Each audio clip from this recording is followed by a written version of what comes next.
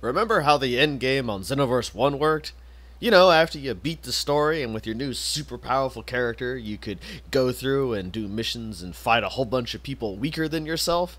Yeah, it was terrible, which is why I'm rather excited about this new type of quest called the Extreme Parallel Quest. So what are these fights? They're fights against super powerful bosses that pit you against enemies that do more than just have super armor and spam ultimates. In these fights, bosses will have some attacks that can affect the whole battle, like them firing off a giant ki blast that can do something like kill everyone. Another thing I've seen is them knocking everyone away and making each person fight an opponent 1v1 before they can get back to the boss. The last one they showed in the trailer was making someone in the party get mind controlled, and that person goes into their head and fight off the corruption, while I guess outside they're just beating everyone in the party up. This is by far one of the best things I've seen added to Xenoverse 2. Having a challenge for the endgame for high-level characters that isn't doing a fight against enemies who are just unfair with how it was before. I really hope these fights play out the way I hope. If they do, you will have fights where you need to think about your character, what equipment to use, and what skills to have equipped. Maybe not just charge in there and beat down the enemy or spam ultimates until they fall. I really hope these aren't afraid to throw into fight mechanics that will cause players to lose. Yeah, losing sucks, but beating a good challenge always feels amazing. You forget about all the losses and everything is just amazing.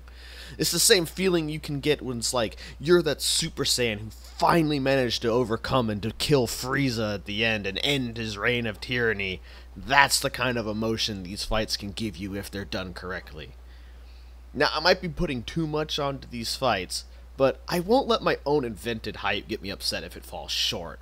And the very least, I'm happy to see that they know this was a problem with the first game, and they did something to fill in that post-game gap. Also, we know there's going to be some patches and DLCs come out for this game, so you could even be sort of like more traditional MMOs, where as they add DLC and things, you get more, even harder challenges down the line.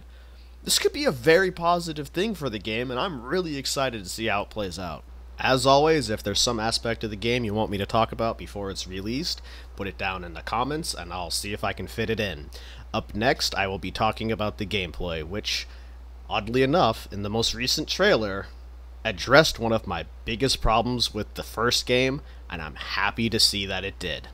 What that something is? Tune in and find out. Until then, see ya.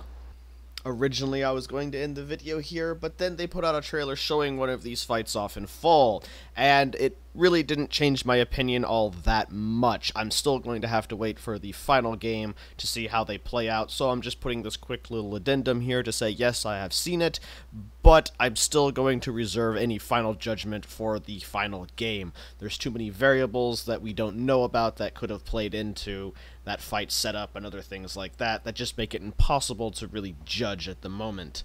So, we're still going to have to wait.